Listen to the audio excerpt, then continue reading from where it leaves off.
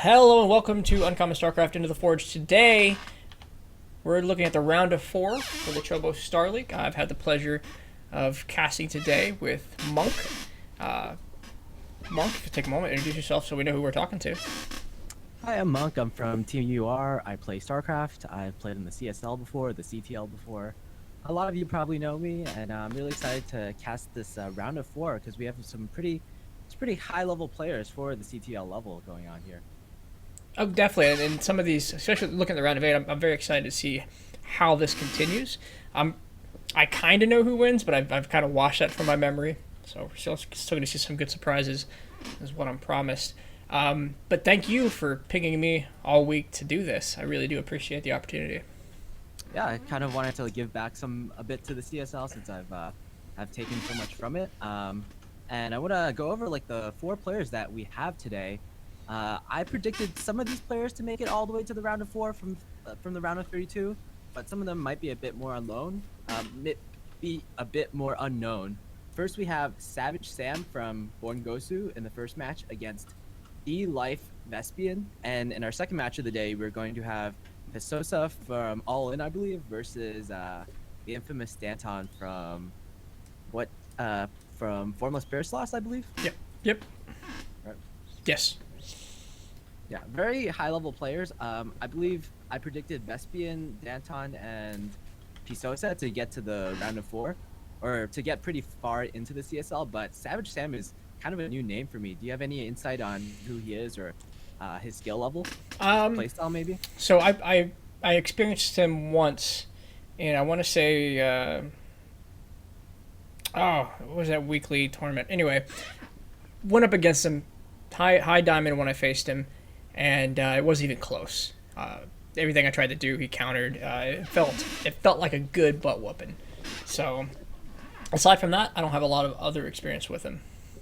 Would you say he's more of like the turtley Protoss who just kind of like plays normal and then like kills you with a maxed out army, or do you say he's like more the cheeky, more cheesy type of Protoss? Well, it's hard to call anybody cheeky next to Vespasian. That's true. That's true. So I think we're going to see some good standard stuff here against him. Actually, I really want to see how he goes up against this because Ves has been having a really strong showing for what people underestimate or who have underestimated his playstyle. Right. I've actually played Vespian before in Couchies League, I believe. Okay. This was back when he was a Masters player, so we all know off the bat that he used to be a Masters player about 1 or 2 seasons ago, so that gives you some credibility, or that gives him some credibility. He played TBT kind of weirdly, and by weirdly I mean he cheesed me literally every single game. He told me after though that like he's not like that cheesy in the other matchups, so I don't suppose we're gonna see too much cheese from him. Like at least it's not gonna be every game. I expect like half these games to be cheese at least. Oh, I've just been reminded my stream title needs to be updated. That's fair. Chobo Star League Season 3 Round of 4. Right? Update. Okay. That's good. So, real quick for those watching, we have experienced a update that has disabled online replay viewing again. So please bear with us in between some of these games. We're going to take a few minutes to load up individually so we can cast this game for you. Without anything else to add, our first matchup, if you're ready, Monk, we'll kick it off. Right, we can kick it off as soon as, have you remembered to hide the replay bar? Replay. Can you hide? What's that button? Yes. It's on the bottom. It's I Control T. Control T. Just Okay. hit Control T. Well, I hit the time. Is that all we're talking about? Yes, that's what I'm talking about. Okay, nope, time is good. Thank you for the reminder. No problem. All right, I'm going to get ready to hit this button. So, yeah, we're going to do a countdown and everything. So, button. All right, ready when 3, 2, 1, play. All right, ladies and gentlemen, the first map. Frozen Temple, spawning in the top left. The orange Terran already moving out across the map. It is Vespasian. All right, so 3 SCVs out already in the middle of the map, and he splits them up a bit weirdly. Okay, it's just a supply depot in the middle of nowhere. Because there's 3 SCVs flying out into the middle of the map now, I have to believe this has got to be a Marine all in, basically. And it's going to be up to Savage Sam to identify this with an early scout, and to stop it with the proper tactics. Usually, you want to get uh, usually you open up with a Nexus first, and then you delay your core a bit, and then you get out your Adept. But I think in this scenario, I think the Stalker is actually better against Marines because you can kite the Stalker back and forth. So again, the first step is: are we going to see Savage Sam identify what build this is? You know, I think he's got to. He's got to anticipate this. He's got to know something's coming. It's just important he determines what is coming. Here, one issue here is that Savage Sam, usually as Protoss, you want to scout with your the probe that makes the gateway. Sure. But he didn't go out with that scout. Instead, he's going to be going for a one base build, which it can be a little bit better theoretically against this type of build because you get the core earlier. But on the other hand, because he hasn't scouting, he's put himself in a worse position. I mean, I kind of like the move. He doesn't at this point. It doesn't seem like he cares. Whatever you do, I know it's going to be fast. I know it's going to be cheesy. So I'm just going to have stuff to deal with it. But it does look like he's going to check the outside of his base for anything out of the ordinary. Sees the SCV. This SCV is actually a bit early. So if Savage Sam, he's like fully in tuned into the meta and everything, he might suspect something a little cheesy just from that SCV scout. But again, this is the diamond level, so builds might be a little wonky. I'm not really sure. We do have a bunker going down on the top of the ramp. Hasn't been spotted yet. It's going to be seen by this probe coming up. And now, how does he react? A second bunker being placed. I'm looking at his cam right now. He just saw the second bunker, and he also just saw the first bunker. So everything's completely wonky for him. He does get the Stalker first, which is really nice, but he hasn't started the Mothership core. If I were in his position right now, I would just immediately cancel that Stargate. That Stargate is not going to get anything useful. The Mothership core, at least it does add some DPS. It adds some pressure to pass with an additional pylon. But from this position, I think Savage Sam is going to be in a lot of hurt right now. A bunker is in range of the... No, it's not in range of the next. Nope, he's pretty damn close. He's going to stair step it over there. Good micro. I think he does this well enough and often enough that he's got excellent... Nope, as I say, he knocks out a Marine. Excellent Marine control. I'd like to see what he's going to do at the Stargate, or if it's just going to sit there. Yep. He doesn't have to gas for anything. All the probes being pulled. And all the probes are dead, pretty much.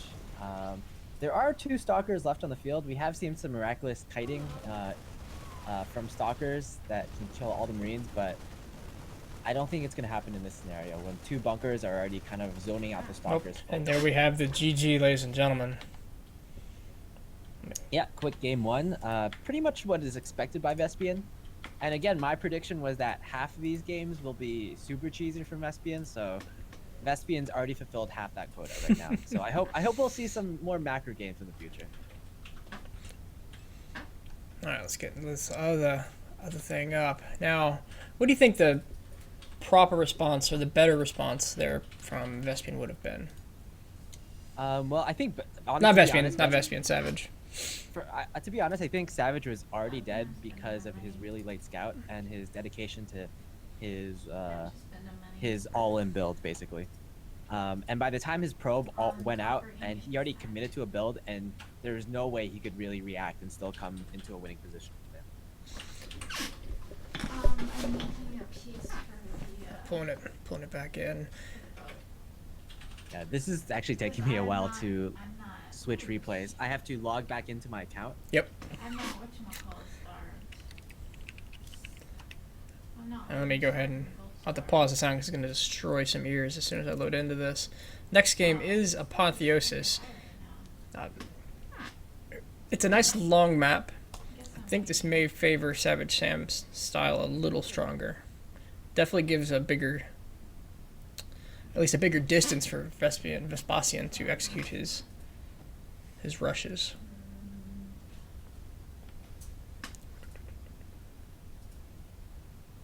Oh, I'm gonna mute you for a second so this doesn't kill ears.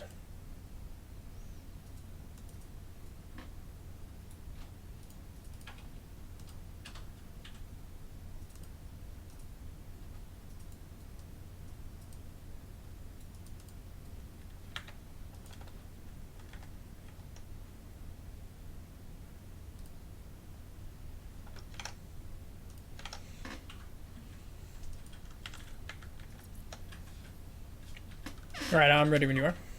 So you're looking for I had to restart StarCraft because it bugged my StarCraft switching replays or switching patches.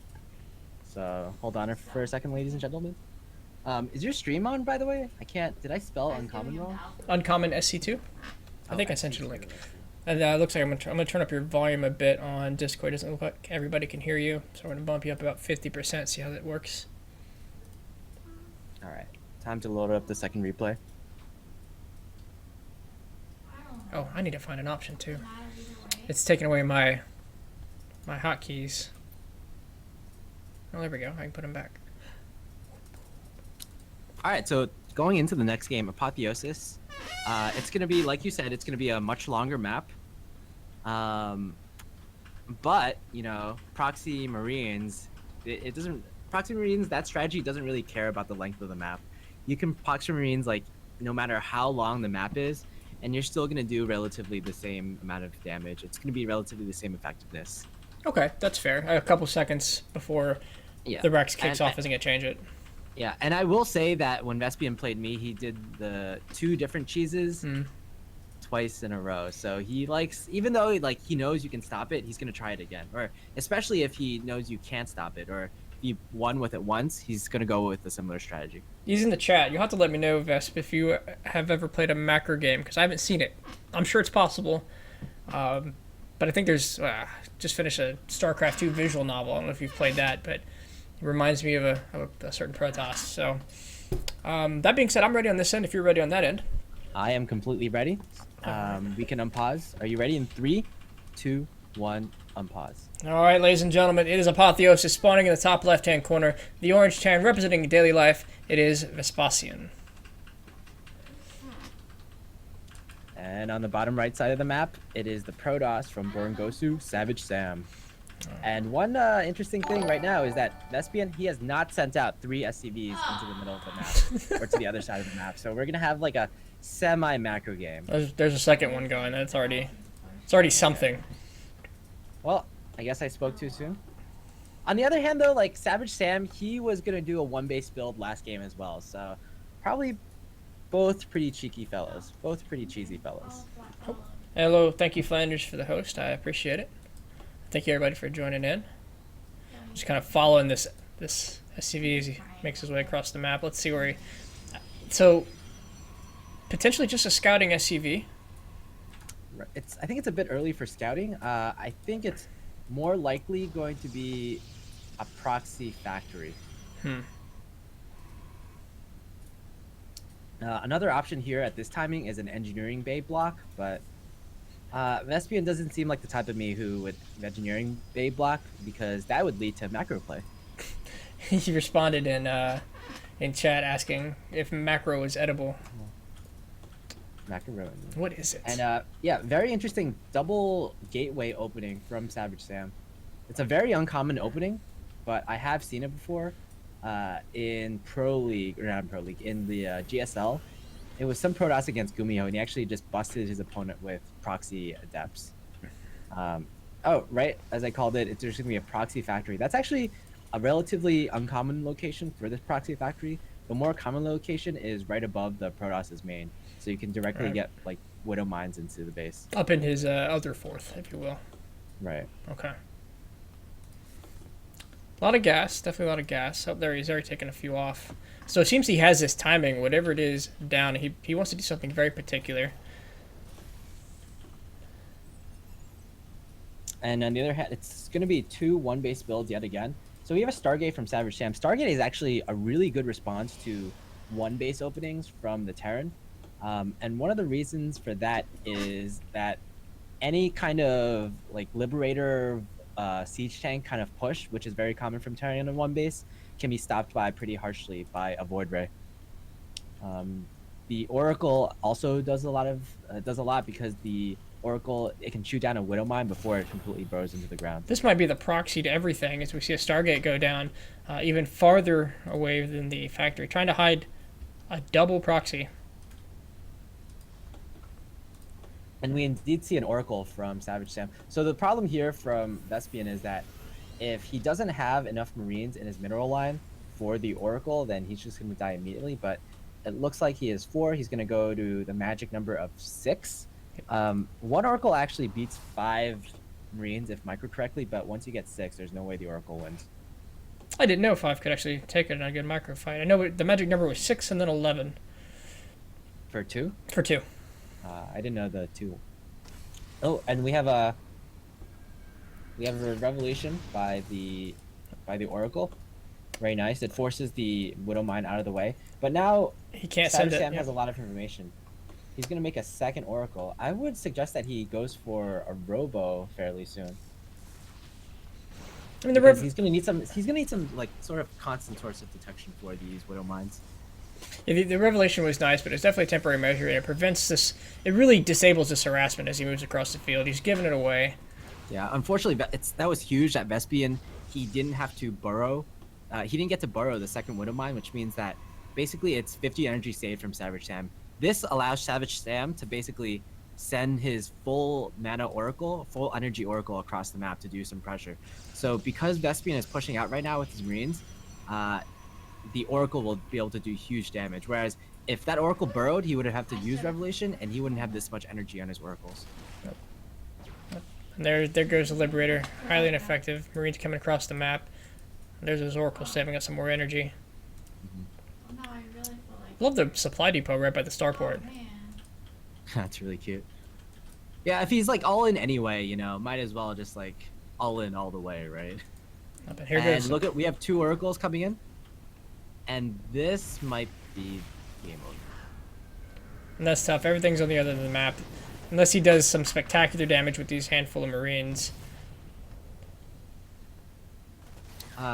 Yeah, the pylons aren't in the best position, and it's actually a pretty big army in the turns in the Protoss' natural. But Savage Sam very smartly he pulls back into the main. And at this point, Savage Sam gets a Phoenix. I would completely recommend a Void Ray here. The Void Ray just completely shuts down the Liberator. It just pokes it once and it dies immediately. And the Liberator is it's usually just like the crux of the problem. You have to threaten the Marines though. I do love Void Ray Marine as a previous Terran. Oh, Void Ray Marine, that's a combo I've never heard of from the Terran play. I love it when Void Rays come out and I have my Marines on the map. Same thing with this Immortal. Yeah, so the supplies are actually pretty even. But the real problem for Vespian is that his SCV count. So he needs to kind of kill right here. And these There we go. Oracles, they're doing quite a bit of work. Actually, the Liberator is doing a lot of work as well. And it's being repaired even. But again, imagine if that Phoenix were a Void Ray. Fair. It just dies immediately. But still, the Liberator dies, and this push is looking a lot weaker. Definitely a couple. There we go. Get the pros back in action. Just an Immortal and a Warp Prism coming out. Yeah, the War Prism obviously just to drop the Immortal on top of the Siege Tank, and we're gonna have some cool micro tactics from both players. Very nice that the Mothership Core was saved. That was huge as well. And because the Mothership Core was saved, Savage Sam gets to buy more time for himself. And at this And point, it's I definitely a think- game of time. We're talking about. I'm not seeing any SCVs in production. There's a GG, ladies and gentlemen. Yeah, pretty good game there. Well played by Savage Sam. He realized what he had to do. He just fended off the push really well. And again, I think the turning point of this game was when the second Widow Mine didn't get to burrow, when the Oracle didn't have to use the second Revelation, and when both the Oracles flew across the map. Because the Protoss wasn't pinned down by the constant stream of Widow Mines, he knew he could walk across the map and do huge damage. And in turn, when the second Widow Mine died, Vespian should have known that he was actually pinned down into his own main. He couldn't actually move out without taking enough damage, but he decided to take the risk, go for kind of the all-in with all his Marines, and unfortunately it didn't pan out well for him. So why didn't that? I was trying to watch it, but why didn't that second Widow Mine get to burrow? I think he just wasn't really paying attention, and he didn't expect for units to like be out so quickly. Sure. All right, load up this next replay. Gonna do a mute in about a moment. My ears should be the only ones getting destroyed. Excellent games. 1-1.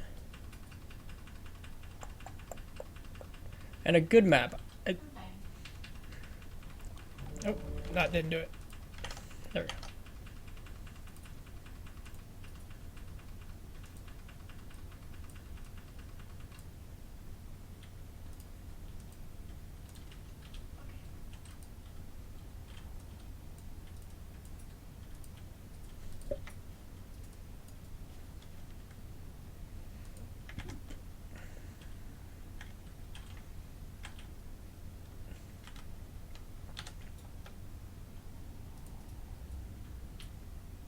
Do you want the Giants?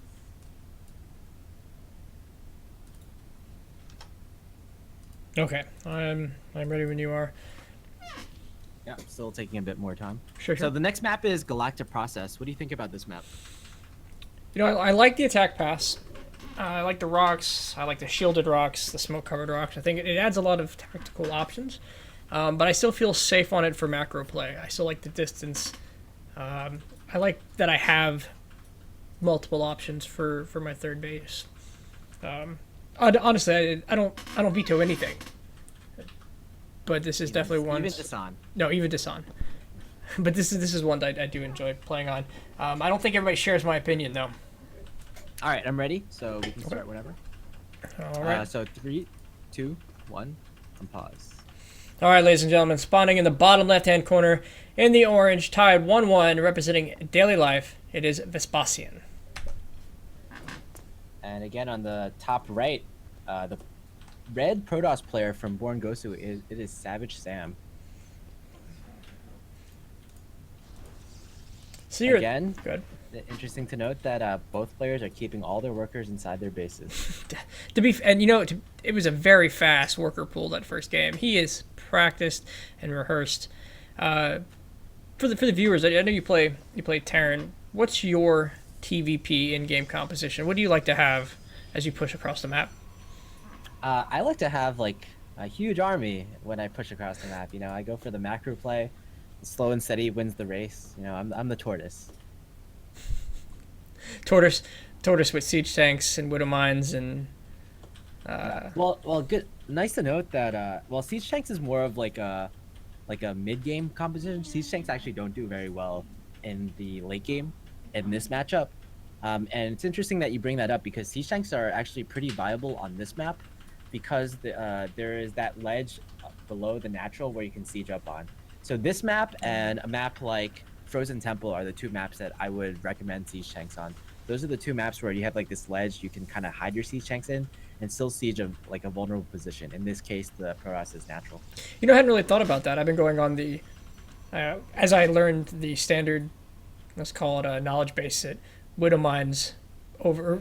Let's just say siege tanks don't do well against immortals. That was a hard lesson I had to learn, as I was just playing marine tank everything.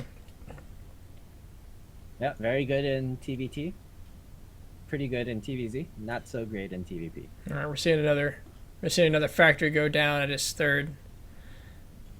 Yeah, we see the double gateway opening from Savage Sam again, and I wonder if that's because he knows Vespian's a cheesy player, and it's a reaction from game one where Vespian, oh man, look at this. There it is. Great scout by Savage Sam. Right away. I can even get this SCV if he. There it is, canceled. What does he do behind this? I think he's so far off his game now. Yeah, judging by the build, I think Vespian was actually trying to do the same build as he did in game two. So in that game, he walked Widow Mines into the Protoss's base, and that worked okay, I guess. But I think the more traditional build, the traditional version of this build, is you get 2 Widow Mines from a factory slightly further away. You get a medevac and you drop 2 Widow Mines into the base, and then you try to do your siege tank liberator push. Instead, Vespian is trying to go for like the more risky style, the more greedy style, I guess, and just get earlier kills off the bat. But I don't think that style, like as far as cheeses go, I don't think that cheese is as solid as the more traditional cheese where you drop Widow Mines into the base. Now, when you drop them into the base, your factory's proxied. Your starport's at home? No, your starport's also proxy. Also proxy. So, like, Okay. so like where he would proxy it in that scenario would be about one screen below where he originally had it. It would be at the Okay. fourth or fifth of the Protoss. Under the shielded rocks, giving protection. It's not a Yeah. common scouting route. Yep. Up two stalkers it's at the so- base. Looks like they are going to pick off these 2 Marines. 4 more coming to back it up. They were in a position to stop the 5 more. Position to stop the Oracle. That if I check the base, is still coming anyway. It would be nice to catch these Marines out of position, try and deal with these stalkers as the Oracle moves across. Yeah, we're gonna have another one base battle here. And traditionally in these one base battles, the Protoss I would say has an advantage, simply because the Terran typically doesn't have stim, and Marines without stim is just not a very pretty sight. That being said, we do see stim from the Terran here, and from from like the buildings that we have available, it looks like we're gonna be seeing a 3-1-1 stim medevac all in, which is strange to say the least. Off of one base. Can't. I mean, he was put off his game. He may be freestyling at this point. Who knows how many responses he has or what he has planned for this inevitability. But that being said, it is Vesp, and I've seen him play remarkably well off of a failed cheese. Cheese into a third cheese, and there's the Oracle. 3 kills. 3 kills. 4 or 5. 5 is already too much damage, I feel. If it's one base versus one base, and now it's one base versus 2 base, like if you get more than 3 SCV kills, like the Terran again, he basically has to win right now. Yes. How many have you got? Absolutely. Ticking time bomb. Yeah, but the problem is he needs 60 more seconds before he can attack because he needs stim. So Savage Sam, he's putting pylons at these positions as the choke to his natural to counter that, because Photon Overcharge, even one, will decimate this army. What he does have to watch out for is his other entrance by his third. He's got a good number of medevacs, but this is going to require some excellent micro from Vesp. This is not necessarily fighting wants to take with a double pylon. Immortals out here. And I don't know about this. He's attacking without stim. Oh, there's the fields. That's going to do a lot of damage. Yeah. Activate the pylon. Yeah, there's the overcharge. He doesn't lose too much, which is, I think, all right. With 3 medevacs, I'm surprised he's even poking the front. Load him up. Go around the side. Oh, yeah, definitely. Medevacs, you know what they can do besides heal? They can pick up units. They do this thing called drops. Yeah. We do have units streaming across the map to back this up, but the time bomb is ticking. Oh, that's a beautifully placed stasis ward. That's got to do everything he needs it to do. Yep, he has to bait him in. And There it you is. You know what? He didn't even need that stasis. There's 2 Immortals on the field, and Vespian has gone way too Marauder heavy. So even in a straight up fight, Savage Sam would have crushed this army. It's just free candy at this point. What do you Vesp has to do to come back from this? He has to boost in with his medevacs right when the unit's on stasis and save all of them. He saved some of them, which is better than I actually expected, but he's still about 15 supply behind. He's very Marauder heavy against a heavy Immortal army. He's pulled all his SCVs. This Yep. is one last attempt. All the boys have come. It's fair. This is it. He has to do the damage, and that's the only way he's going to do it. He needs this extra armor. And I really liked how he had his mines in his medevac, but unfortunately he wasted the boost, and he didn't get to boost on top of the army. So the mines just went on, I believe it was like an observer or like one straight unit, and it didn't do enough damage. And there's the GG. Oh, a 2-1 in favor of Bullhorn Gosu Savage Sam. Yep. And it's, again, all these games are just about cheese. Vespian cheesing, and Savage Sam just deflecting most of the cheeses perfectly. Now, our next map is going to be Dasan Station. We know who this favors. I've been told to queue up sad jazz music, though. I guess there's some mistakes. Mistakes were made. So I actually, I was one of the first people to play Dasan Station because I was testing it for the Team Liquid map contest. Mm-hmm. And immediately what I found is that pylon rushers are super powerful in this map. Okay. So basically, usually like when the pylon rush comes, you have a lot more units, but because of the short rush distance on this map, especially the short air rush distance, the mothership core can get to the Terran's base very quickly. So what you can actually do is, if the Terran doesn't know to build a bunker on his low ground right away, he's gonna just immediately get behind. We're gonna see if this kind of like mini metagame comes into play. I'm muting you real quick.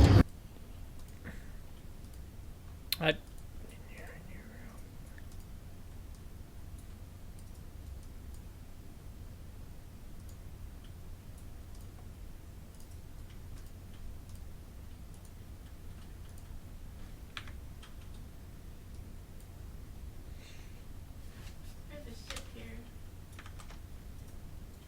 Yep. I'll say what I've just seen is interesting. Black Mammoth. All right. Let me know when you're good. Are you ready? Oops.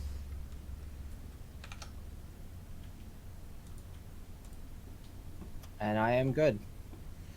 All right. You go ahead and give us a countdown.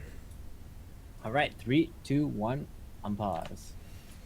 All right, ladies and gentlemen. No need for introductions this time, as the command center immediately lifts off and moves.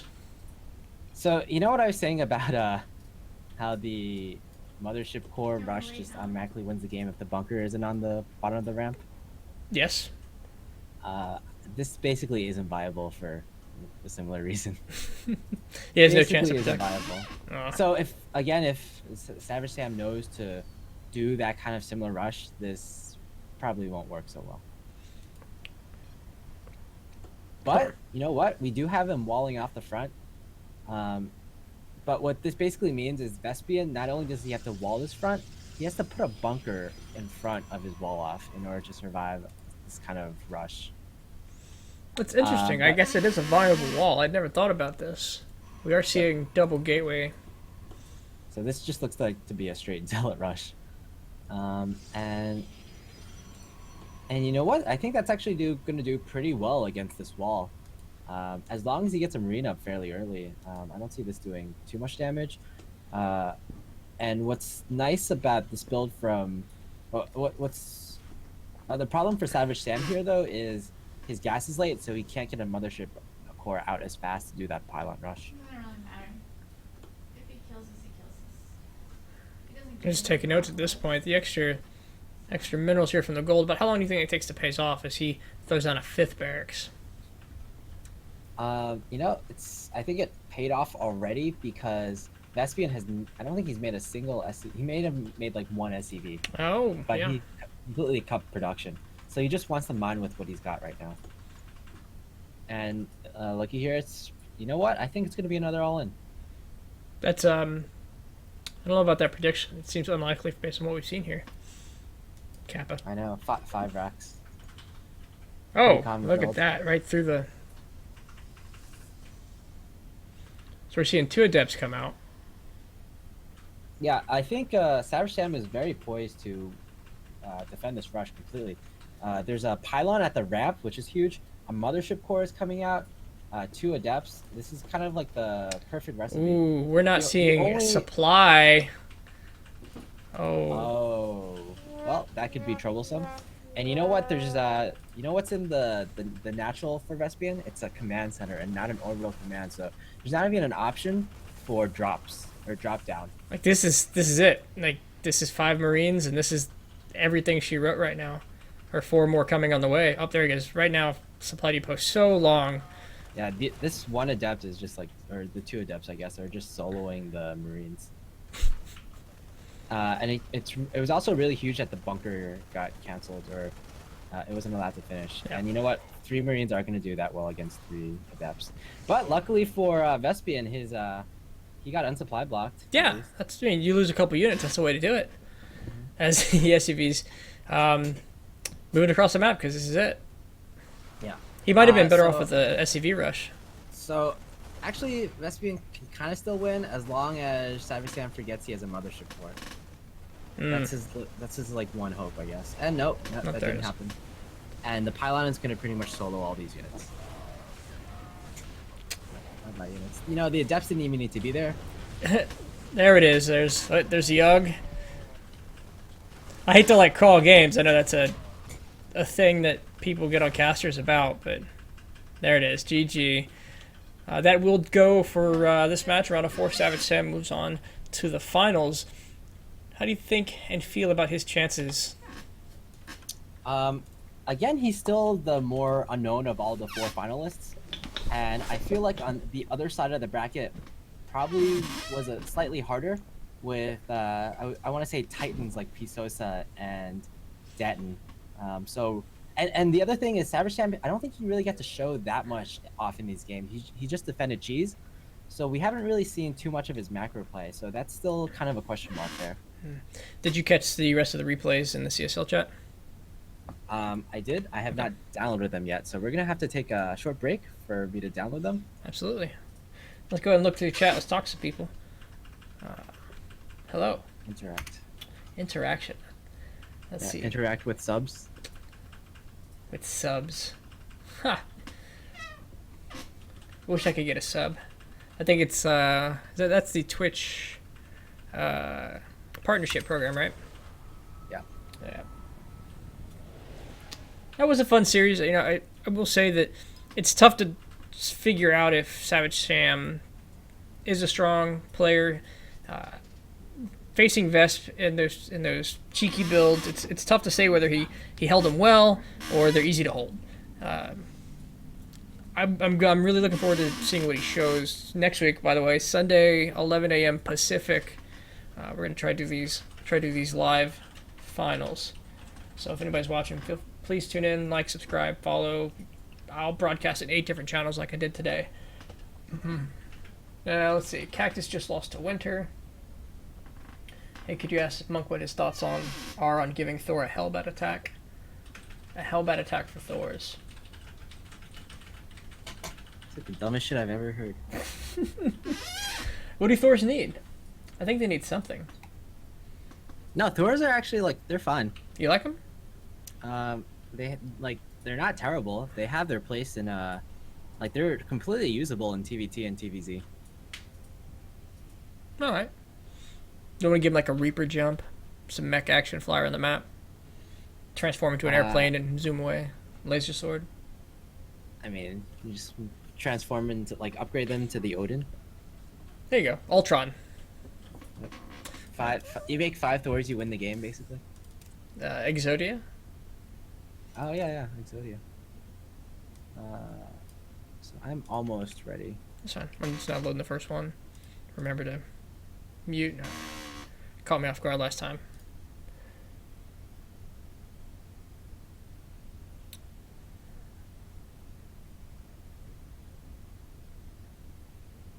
Mm-hmm. Oh, 1 second. Oh, you just muted while I did. You were muted when you started. So I got to go back and fix the sound and then restart this conversation. We're very professional. All right, sorry, Monk. You were saying. Yeah, so I have a bit of a history with both players. I played Pisosa before in the finals of CSL before. Okay. And what I've seen is that he's a very varied player. He'll do a lot of different styles. And I guess that's his strong point. Also, he's been Masters a lot, so that kind of tells you the level of his play, even though he hasn't been playing as much lately. Sure. Eat My Addiction, on the other hand, he's more of he got Masters recently, so congrats to him. And he's more I think of the 2 players, he's more solid in a straight up macro game. And also I practiced with Datton or Eat My Addiction for this match. He actually hosted a Pip Apotheosis 15 times or 20 times or something. And we played TVZ on this map. It was interesting. Huh. I will say his weakness is that he tends to do the same things every single game. Sure. And it can be predictable. So what are we expecting from him without too much spoiler? You can expect the typical Beyond 5 15, 5, 20 timing attack every game into macro. Fair That's enough. what you can expect. Well, yeah, he basically literally did the same thing every single game against me. Yeah, That's a formula, That's and it insane. works. Yep. So- It's actually a really nice formula because, like there's not too many, like if you know what you're doing, there's not too many ways to fall behind from it, especially with proper micro, proper control. But we're gonna have to see if Danton knows like the little like I'll point out like the little things and like what you can do with Bjorn's build throughout his games. But we're definitely gonna have like I don't want to call it like a clinic because like these players definitely aren't as good as Bjorn, but Sure. I think we're gonna get some lessons from these games. Please, no. Would love to hear some of your insights on this TVZ. Do you play Terran by the way, or Zerg, or? I did. In fact, when I first got into the CTL, it was you and Nkazi that sat me down and taught me some stuff back in March. But I'm a Zerg now, as it turns out. Okay. Well, you can learn from both sides of the spectrum, I guess. Fair enough. I'll try to be as informative as possible in these casts because I think TVZ is my most knowledgeable matchup because I play it from both sides. Sure. All right, I'm ready. All right, just give us a countdown. All right, 3, 2, 1, and pause. All right, ladies and gentlemen, spawning in the top left-hand corner on Apotheosis, representing Formless Bearsloss, the Blue Terran, Eat My Diction, or Dante. And on the bottom right, we have the pink Zerg, all in Pisosa. Pisosa, again, he's a player who's been in many CSLs. He's played in the CTL pretty much every season since I've been here. And we're gonna see some. Pisosa always brings entertaining games, and not just like all-in games, but like entertaining macro games. I want to say.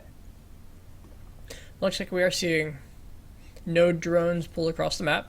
SCVs are staying home. It looks like, let's give it 1 second before I make this call.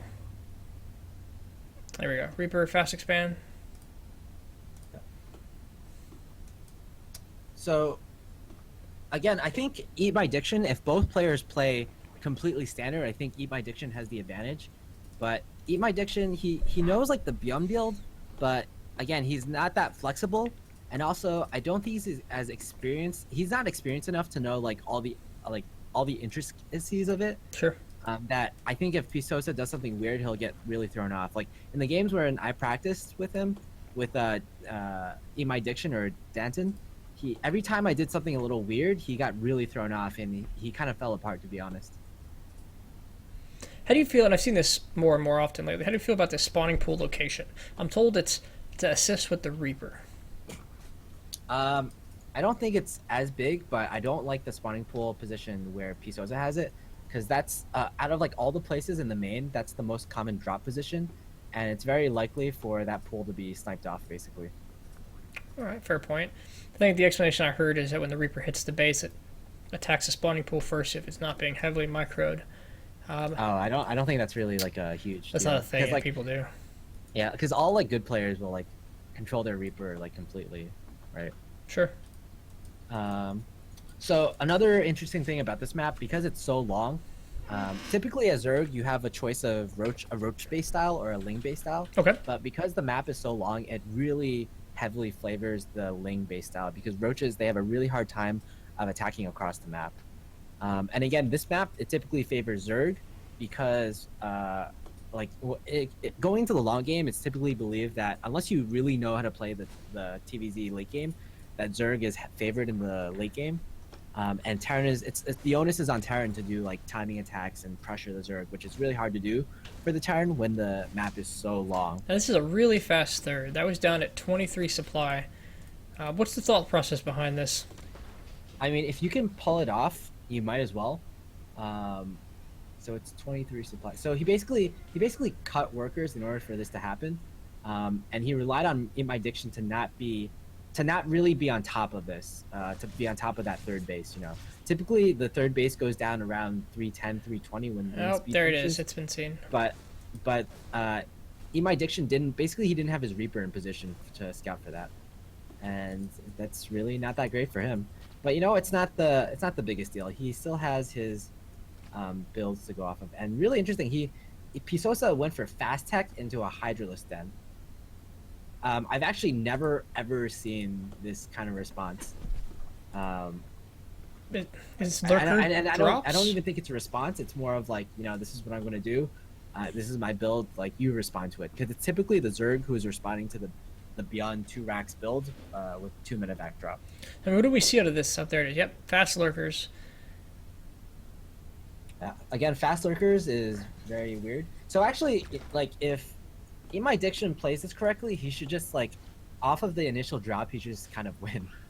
To be completely honest here, But we're getting some scouting supply depots out here to catch the drops at least. Right.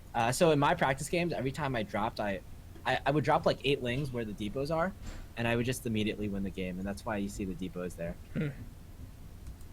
All right, fair enough. Looks like you prepared him for this inevitability, unless he's doing something else funky with the early lurkers. But I can't imagine he needs it. Oh, we missed. Got an overlord sniper in there somewhere. Pisos is blocked. That usually should not happen. Something else is that Pisosa, he's playing completely blind right now. He's not scouting at all. Typically, you would get overlord speed, but Pisosa has elected to skip that entirely. Pisosa, though, he's making a lot of units. So the key timing here is around 5. Usually the push hits on the smaller maps. It hits around 5:10. On a map like this, you can expect it to hit around 5:30.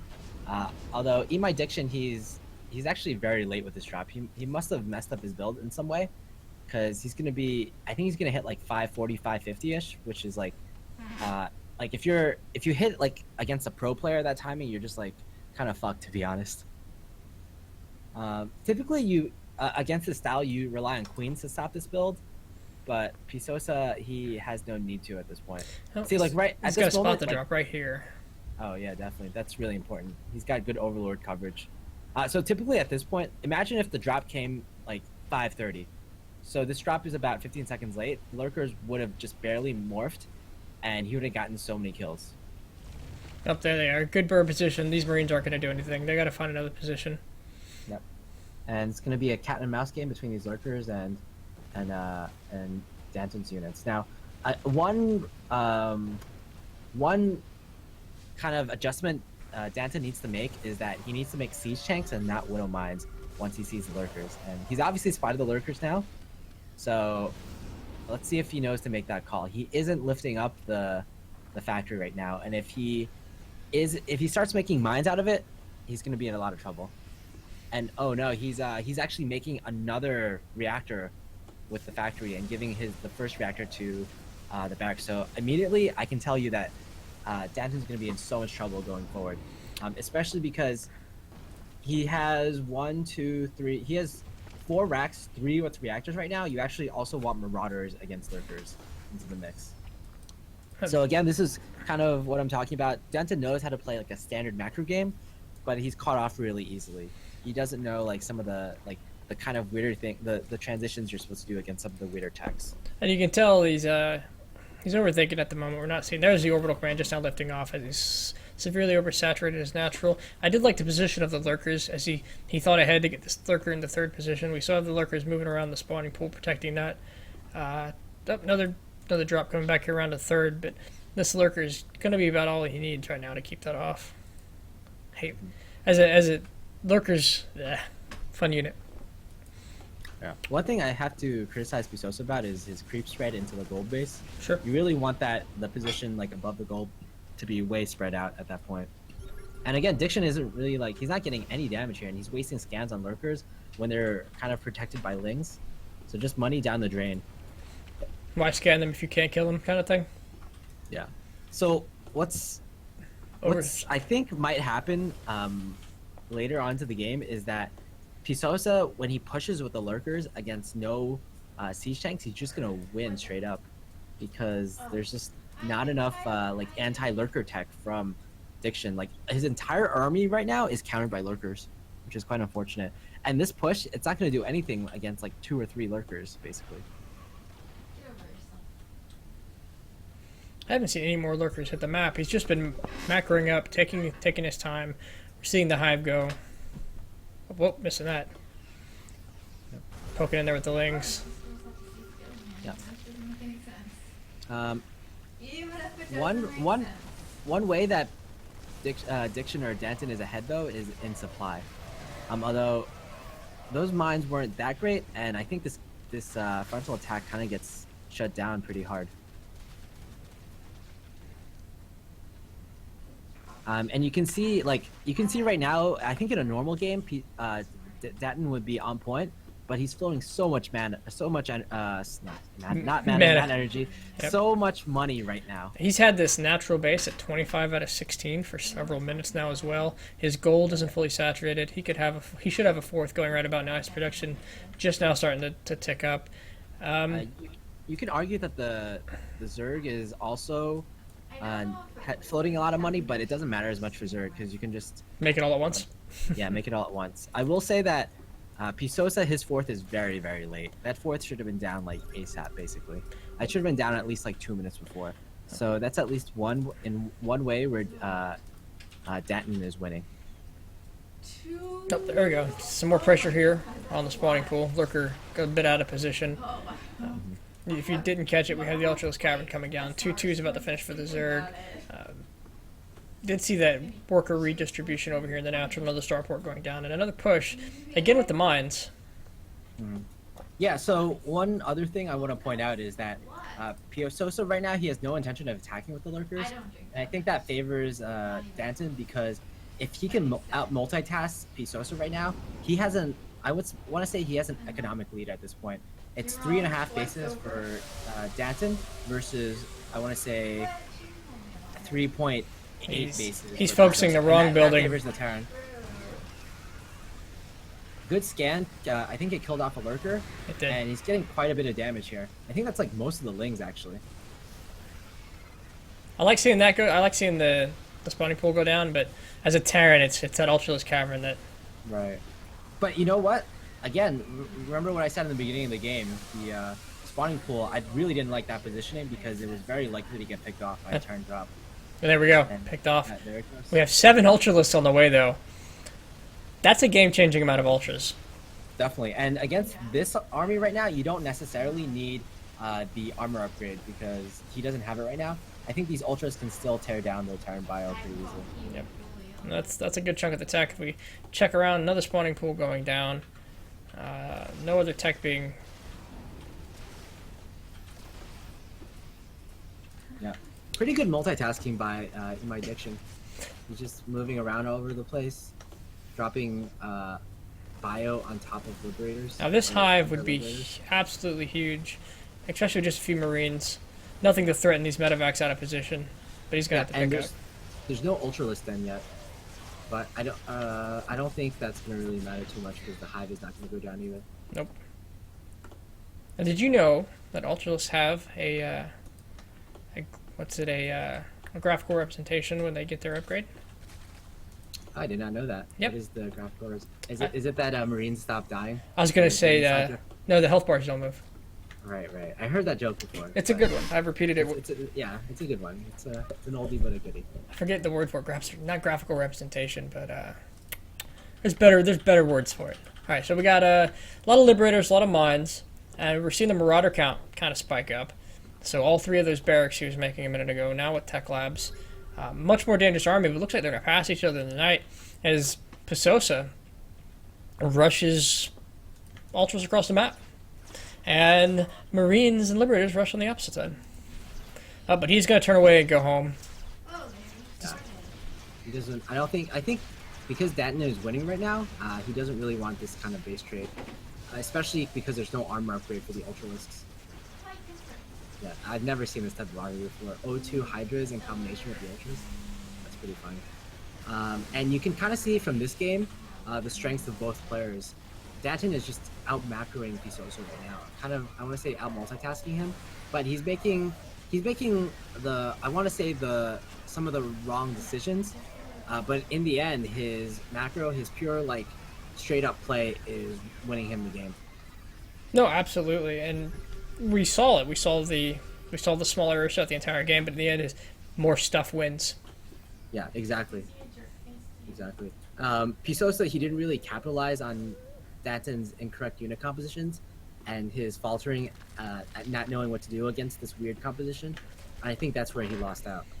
We're also not seeing any more tech being put down. So he has a lot of gas, and he's Ling.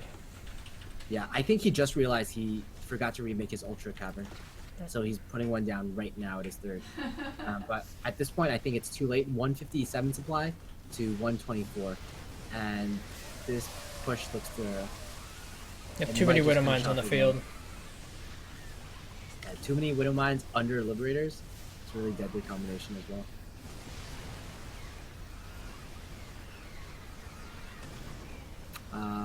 And the Liberators on siege, and they're just going to do a lot more damage. Those are weird. Those are weird Liberator placements. He All likes over that the same that place. one circle. That's a circle of death right there. Don't. You know that circle is really well protected, but it's funny. Like he wasn't fighting under the circle for a while. It's pretty funny. He's gonna skirt around it. All right, we got a little bit of shushing. Yeah. Well, Very he's good trying to action. spawn some Hydralisks. That's safe. Hy- Although I don't know why Hydralisk would be good in this situation. Well, that was Eat My Diction too, so I'd be really impressed if he popped out with some Oh, okay, I see. Hydralis. So SHH would be. I don't know. I'm not on that side of the keyboard with my hotkeys. Build SCV. I don't even know what the hotkey Um, H does in I don't have Terran. any So, quite strange. like that, but I'm sure I'm down with something similar to that. So, I agree with But both again, of you. just an endless train of bio But here, I and honestly Corruptors just don't aren't care. really the right units you want here. You want some. I want to say you want some Ultralists. He's got the cavern down. He hasn't started Chitinous plating, and there's the GG. Pasosa will take the first game, and we're gonna go into game 2 1-0. But I'm sure that conversation As I guess you go into most game 2s, Okay. 1-0. So if you just on paper, I think that I the got so Apotheosis funny. it favors Zerg, but just based on these two players and their playstyles, I think the map actually favored Denton because Pisosa, his strengths are being unpredictable by being wild, Sure. and not like in this like the very straightforward macro game. So I think basically all the maps besides New Gettysburg are smaller. Even New Gettysburg is a little smaller, but I think Denton will have advantages on New Gettysburg and Apotheosis based on what we saw from that game, and I think Pisosa is more favored on the kind of smaller maps where just like all-out rushes or can really affect Denton's play. You I think it's. Throw him off. I want to see what he was trying to do, and I want to see it work. I think Pasosa was a little unorthodox there. So if we see that, four more times in a row, be curious on where it leads to. But I gotta think we're gonna see something completely different out of him for the rest of the games. Yeah, and to be honest, I really didn't like Pisosa's strategy. It was basically like quick tech into defensive lurkers, Sure. into ultras, and I feel like you can basically achieve a similar thing by skipping ultralisks. Like if you're good enough at the game that you can defend. Oh, excuse me, 1 second. Go ahead. Yeah, I want to say if you can get to the ultralist stage without getting lurkers, you're gonna be way more ahead because you're gonna by skipping the lurkers, you're gonna get way more economy, just way more stuff in order to fight Denton's huge armies. Sure. No, absolutely. Give me a second. I'm gonna mute you and set up. No. No, like, Palooka didn't have good DPS ever, so yeah, I'm sure you beat her. All right, you're back, and I'm just pushing buttons.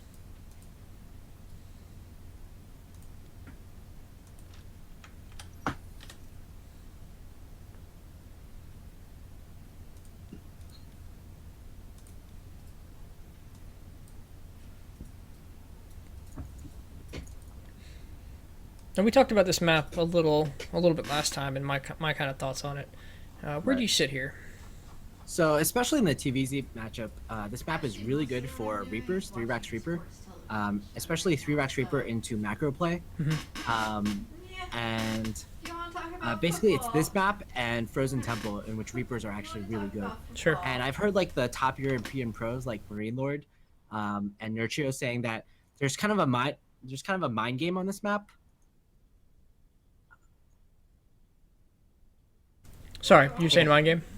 Yeah, there's kind of a mind game on this map in which the 3 Racks Reaper build is countered by a pull first, but the pull first isn't as good as against like straight up macro play. So basically, you can like get a huge advantage or a disadvantage based on what opening you do. Like, and you can't really scout it. You can't really like scout and be like, oh, I'm gonna go hatch first, and or like scout and be like, oh, I'm gonna go pull first. You have to make that decision beforehand. So kind of like a rock paper scissors thing we have going on. All right, I can see that. Are you set up on your end? Yep. All right, let's see. All right, go ahead and lead us in. All right. I'm pausing in 3, 2, 1. Unpause. All right, ladies and gentlemen, spawning in the top right-hand corner, representing Formless Bear Sauce, the Blue Terran, Eat My Diction. And on the bottom left, it is the pink all-in Zerg from. I'm gonna start over. It is the pink Zerg from All In Pisosa. Pasosa coming in with at the disadvantage 0-1 here. Straight to tech, straight to lurkers, only to sit at home and use them defensively as he made his way to ultras. This was a thread of thought I've seen followed before. People talk about the power of ultras, but you got to get to them, and you got to get to them with 3/3 and Chitinous plating.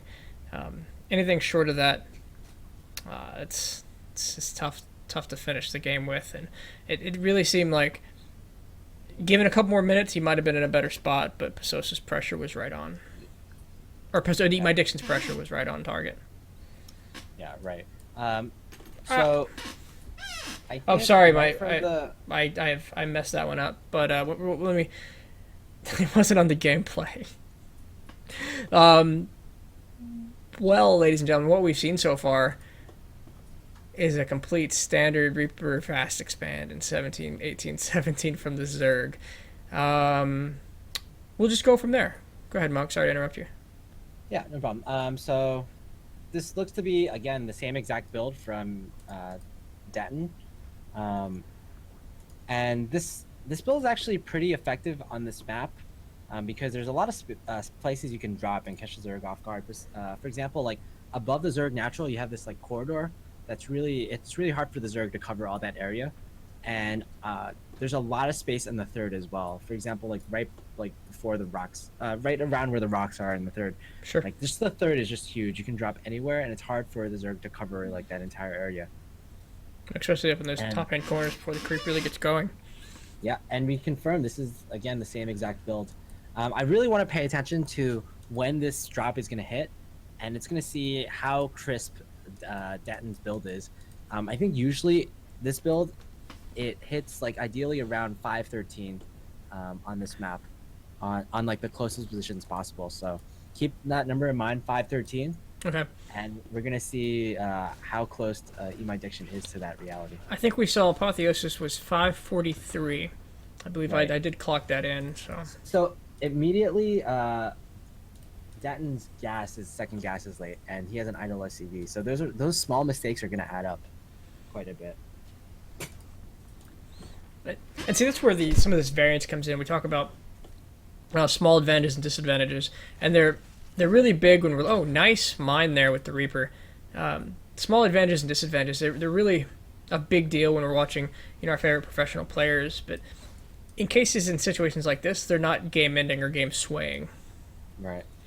So actually, this delayed gas is pretty huge. Denton has lost about, I want to say like 75 gas by it's just not mining. Yeah. So this push, because of that, I think it's gonna be late by like 20 seconds or so. Sure.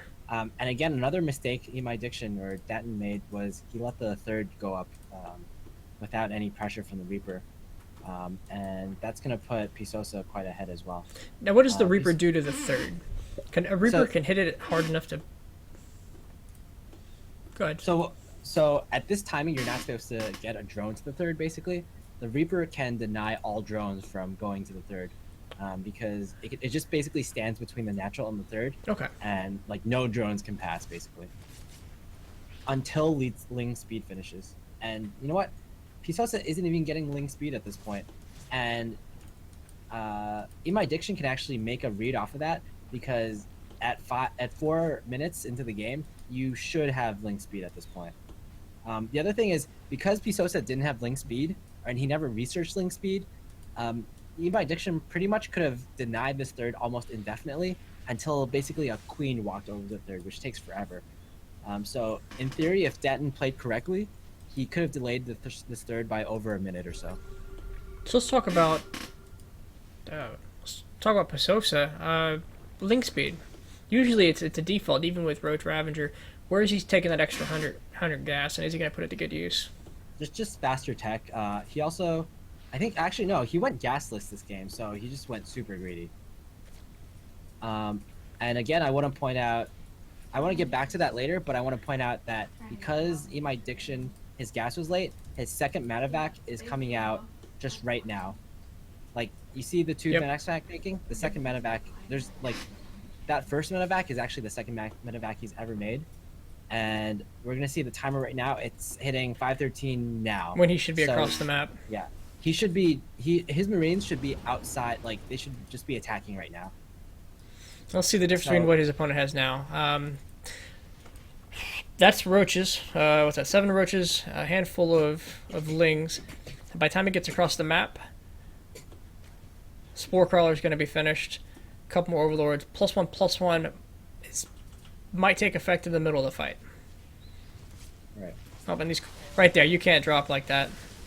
Yeah, it just you have to pay attention. So one interesting, I'm not sure if this is on purpose or not, but Eat My Diction has kind of varied it up. Instead of going for reactors, he's gotten a factory. His factory is making tanks right now, and I wonder like if that's actually a read because he saw Pisosa didn't have link speed at 4 minutes into the game, so he realizes, okay, you don't have link speed, then this must be a Roach type build, and I'm gonna make tanks for that. The other option is he's gonna do a 2-base push, which probably is gonna happen. First of all, because he's making a third right now, and second of all, because he has 2 engineering bays. I really would want to see these engineering bays upgrade right now. Typically, you want these engineering bays to be upgrading at around 5:10ish, and right now it's 1 minute later, and he hasn't started yet. You are brutal. Yeah, No, that's a big stem. That was a sprint across the map. Yeah, Pisosa again. I don't know if he's as familiar with this map, but he should have had an Overlord by where the rocks are, or at least like he should have Overlords or a Priest Spread by then. And losing about 6 Marines there. Yep, getting some good hits. Focus firing the drones and a little bit of micro. Only losing a few more Marines than he had to. Yeah, still it was a really good win. Absolutely. So something else from Pisosa right now, he isn't getting any tech. Usually you want the infestation pit here, or you want a 4th base. Like he should have had a 4th base started right about now, but he has neither. So this looks to be somewhat all-any. I wouldn't be surprised to see like, unless like an infestation pit or a 4th goes up very soon, this might just be like a Roach Max to kill the Terran. If he can get out a couple more Overlords, but yeah, 2-2's going to finish well before 1-1 gets done. If he's in the right place across the map, these Roaches are going to do everything he needs them to do. More of a couple into Ravengers, and I've had a lot of great success with this timing. That being said, he won't have anything to fall back on it if he doesn't get that infestation pit up. Another issue is that Eat My Diction seems to be he seems to be using his factory not for tanks, but for tech labs for his barracks. Now, Marauders are very good against Roach Ravager, but just straight up Marine Marauder bio, it'll lose to Roach Ravager if it's like a standard macro game. Of course, if both armies are maxed, then the Marine Marauder wins, but the Zerg is always going to have more Roach Ravager. This engagement here is going to tell us a lot, but I don't think it's the right time for him to move it across the map right now. Not quite enough tanks to challenge this Roach Ravager. All right. There's also like a very small point I want to note that he's going out with a fully Marine force right now, even though he only has 1 reactor on his barracks, which means he was producing inefficiently. Right now you can see has all tech labs on his barracks, which means he knows he wants Marauder heavy. Yep, great spread. That was a great engagement for him to take at that moment. Yeah, if you're going like Marauder heavy, why push at this moment? It just doesn't make sense. He's forcing a decision out of Pasosa. He drops, pushing up the main ramp, out of position. He's going to have to make a few choices here on what he decides to snipe, because it's not going to last long, coming from all directions. You know, that being said, he's doing a really good job here by buying time. Like right now, Pisosa's maxed, and Denton is not maxed. So, like really, Pisosa should be trying to split his army in some way.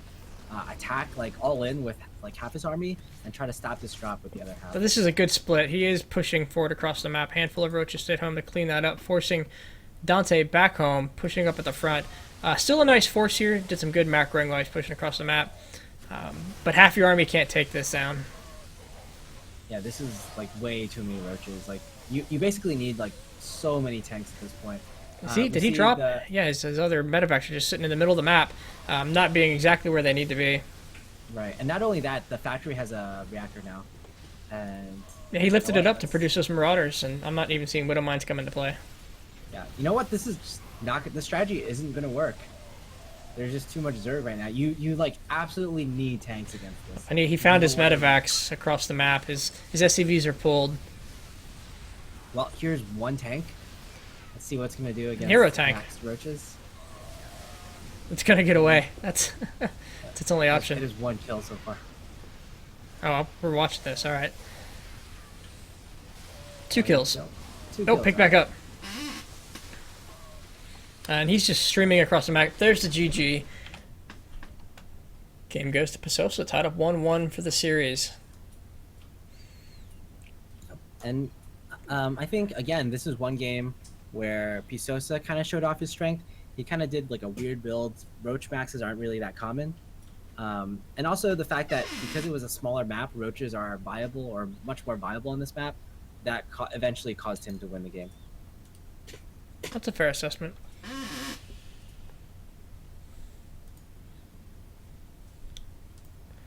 Yeah, it's I like judging by that game though. I foresee like huge problems for Denton going on to the next few games if Pisosa keeps making roaches and Denton keeps not making tanks.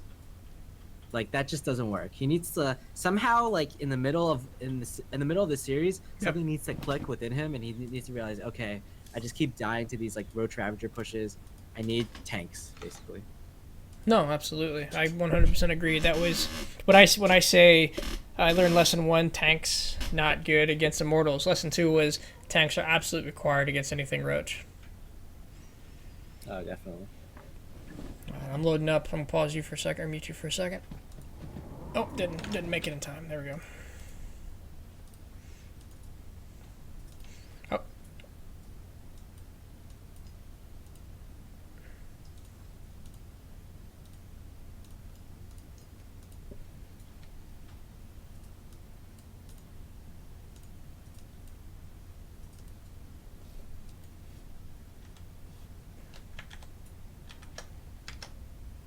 Okay, ready when you are. And I'll make sure we get Alright, this gameplay up. So map number 3 is King Sejon Station, KSS. Yep, I do love this map for Terran. It's something I regularly talk about. The natural's nice and exposed for liberator harassment. The left and right of the main are wide open for good drop approaches. Even multiple avenues of approach for the Reaper coming in on the left hand side. Right. I do like it. Yeah, I think the big, like the best thing about this map for Terran is that drops are just insane. It's really hard to cover everything, and like all the fourth bases are a little awkward to take. Like there's 3 potential fourth bases that all somewhat make sense, but they all somewhat don't make sense in another aspect. Like they're all like super vulnerable as well to harass, Definitely and you always spread yourself out a little thin. All right, so ready? All right, count us down. All right, 3, 2, 1, let's go. All right, ladies and gentlemen, spawning in the top left-hand corner in the pink, representing All In, it is Pisosa. And on the bottom right, we have the blue Terran from Formless Bearsloss, Datton, or Eat My Diction, as he is here. A very uncomfortable name for me the first time I saw it. Yes. That is, Right. I get that. So, again, probably going to see the same build from Eat My Diction. He is going to go with that drop style. Although, I will point out some other things about his style that I think could be improved on Sure. in the future. Now, In this game, probably. that style, when it was first introduced to me, I saw it as a pressure the third, cancel the third. I'm not seeing a lot of pushing the third here as much as he's using as a full-on assault force. Right. It's actually it's used more for so typically it's used more for multitasking, like out multitasking the Zerg. This actually like really flows well into my point. You typically want to like chain the drops together, like the first set of medevacs into a second set into a third set. Sure. But the way Eat My Diction is playing it, he doesn't have like a follow up. He basically is like, all right, we have one set of medevac drops, nothing else more after that. And I think that's a limit of most people's multitasking. They do the first set of drops, and then it's build up and push across the map. Right. So typically, what you want to do is the second set of drops is one medevac with one widow mine and 6 marines, and you either want to combine these two sets of drops together, in which you have in total you're going to have 20 marines and one widow mine and 3 medevacs into a frontal push, or you want to split the drops up where you have the 2 medevacs with 14 marines in one push, and the third medevac with 6 marines and a widow mine in your second like prong push, and you out multitask the Terran. What, And what is yeah, the go third? ahead. What is is there a third set that follows that? The third set is just continuous, like whatever you can like produce off of your. It's like 2 medevacs, and then like however many marines you can produce out of that. That does seem like an incredibly difficult level of multitasking, but I guess when you get to this level, you have to evolve your play to that style. Right. And like at this diamond level, usually like when like even like at the masters level, when like a pro Terran does this to you, like the Zerg always falls apart, even if like their first like 5 minutes of the game are perfect. They're gonna just fall, like they're gonna falter in their multitasking. Sure. So I don't see any huge problems from Denton's build in this game. And in this game, you can definitely hit 513. This is one of the shortest rush distances maps. I am seeing actually a huge mistake by Pisosa right now. Okay. You basically on this map, so he went with the gasless build first, and he got his third base up, which is something my Dixon should have not let get up, because again he could have denied it from the Reaper. But Pisosa's mistake here is that he's not killing the rocks in his back door. Like you basically need 3 sets of lings, like 6 lings to kill these rocks, or you basically just like completely die to tank pushes in the back base. So a typical build that used to be very popular before the 2 barracks push became popular. And I want to point out that Danton forgot stim. Oh. That's really bad. But a push that was really common before was a middle mine drop with 6 marines into a tank drop into the back door and like behind the natural. And if you didn't have your rocks down by that time, you just basically automatically lost the game. What can that tank hit on the other side of the rocks? It's the extractor and a couple. Yeah, it can hit the extractor and a couple of mineral patches. Okay. But just like denying that is like huge, because it's like about 1/5 of your income as the Zerg. Also, you can basically put marines on the like in the natural, and they're protected by tanks, so you can hit even more theoretically. I mean, there's a very predictable spore crawler. We have to do this. Liberators are bad. Spore crawler. Yeah. So again, another mistake from Denton. He got supply blocked, and yet again, these medevacs are going to be late. This stim is going to be late. Oh, there it is. 2 more finishing. He needs to be already making the next 2. There we go. He's recognized the issue. A good placement of these overlords. I like them. They're going to spot drops on the right-hand side, approach us through the middle. I'd like to see some coverage on the left.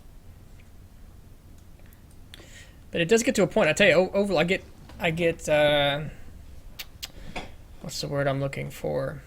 Spoiled by overlord coverage. There'll be 8 games in a row where I have it everywhere. They're all over the map, and then there's the game where the Terran just sends out his Viking and completely cleans me up. Yeah. Pisosa is also doing really well capturing both watchtowers. Yep. And the Ling's on the exterior to catch even more. He has absolute vision here. He's going to see this drop coming. There's no stopping it.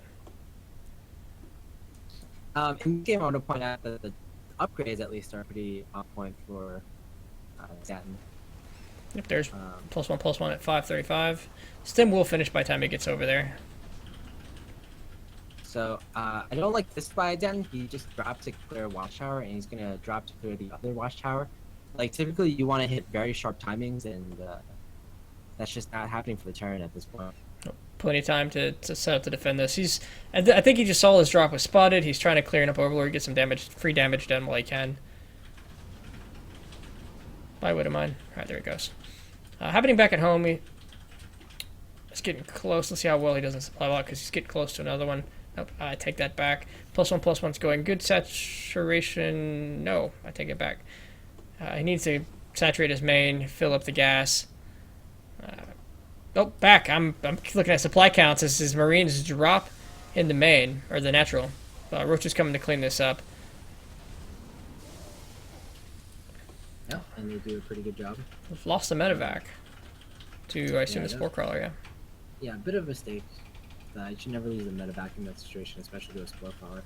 Now, Queens are a whole different issue. Typically, you actually want Queens to defend. Like, typically, the reason these drops are so good, without Queen support from the Zerg, is that you can never kill the medevacs, and they just keep dropping you all over the place. And especially when you're going Roaches, that's a huge problem, because Roaches are extremely immobile. Roaches don't shoot up. Nope. Maybe not. And again, Den, he's making the same mistake. He's not going for tanks.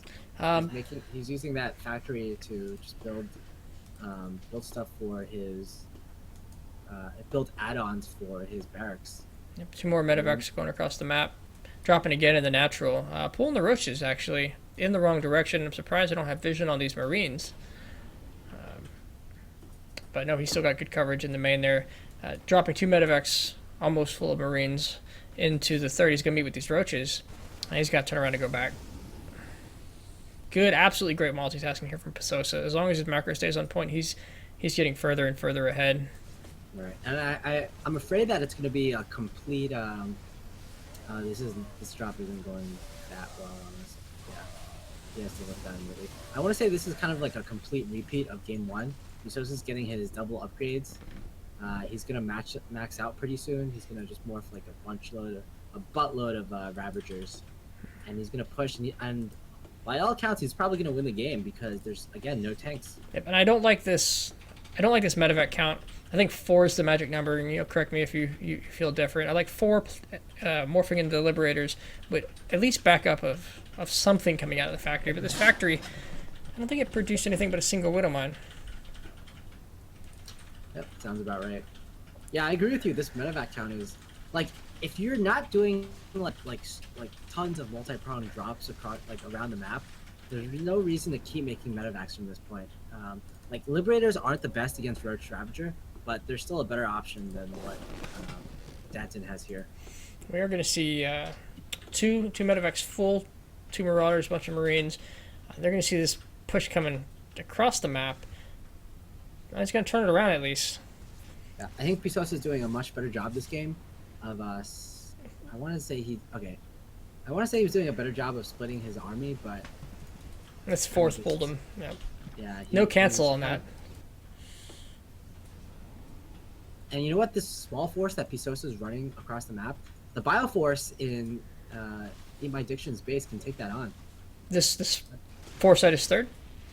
Yeah, this force is third. But so basically, you need to kill that off before the reinforcements come. And Pisos is being smart. He's pulling back, waiting for that small force. Yep, these 2 medevacs up here trying to get damage done. Look, like 1 medevac actually went down. Queen has picked it off. He's got to be really careful with that. The engagement here at the bottom at the third, actually doing some fun little kiting here with his Marines, picking up the medevacs and getting out of there wisely. SCV's just getting picked off. Target fire for the Roaches. Going to be cut off on the other hand by the Roach Ravager push. Worked their way up the map. And this medevac dropping in the third, trying to get some damage done with the drones. But just a couple Roaches there to clean that up. Yeah. Just not enough from In My Diction. The Marauders are good. They're great units, but he just doesn't have enough of them. He needs the AoE damage, and you know what his AoE damage? Is it tanks? Myself yet again. It's tanks. Spoiler alert, it's tanks. Just not enough here. Thanks maxed streaming out in. Roaches. Yep.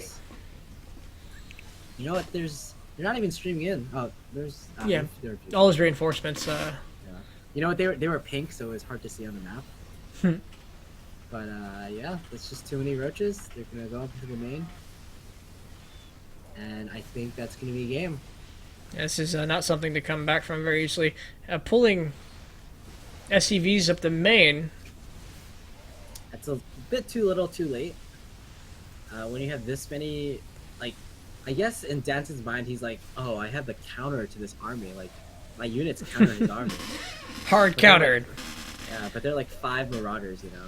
And to like, you know, to his credit, Pisos is kind of his attack is kind of faltering a bit.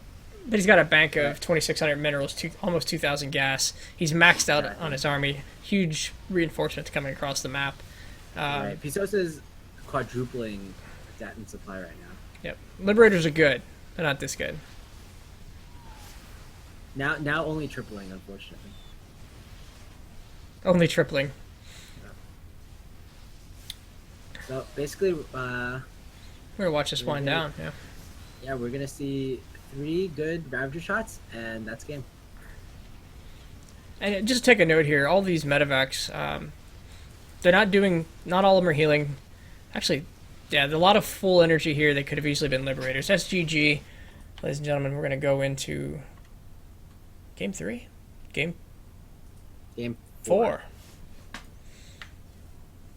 Yep, two for Pasosa, 2-1 going into game 4.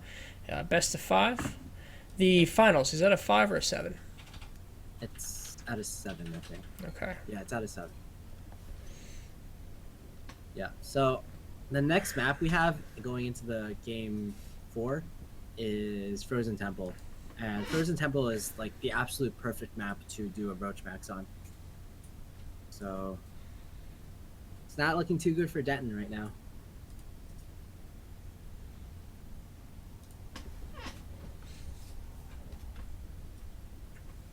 I think he's definitely one of the players, at least from my perspective in the CTL, that people underestimate Dante. But he's showing us some good games here. He's showing us he can make it to the round of 4 in the CSL. I know we're being very harsh on some of his mistakes, but overall, you got to give him props for some. Okay, I take clean, solid execution, but that's definitely subjective here. Yeah, I would say like he definitely has like definitely more solid. Like we're kind of slightly nitpicking, but he definitely has more solid execution than the majority of diamonds in CTL. I'm gonna do the mute real quick.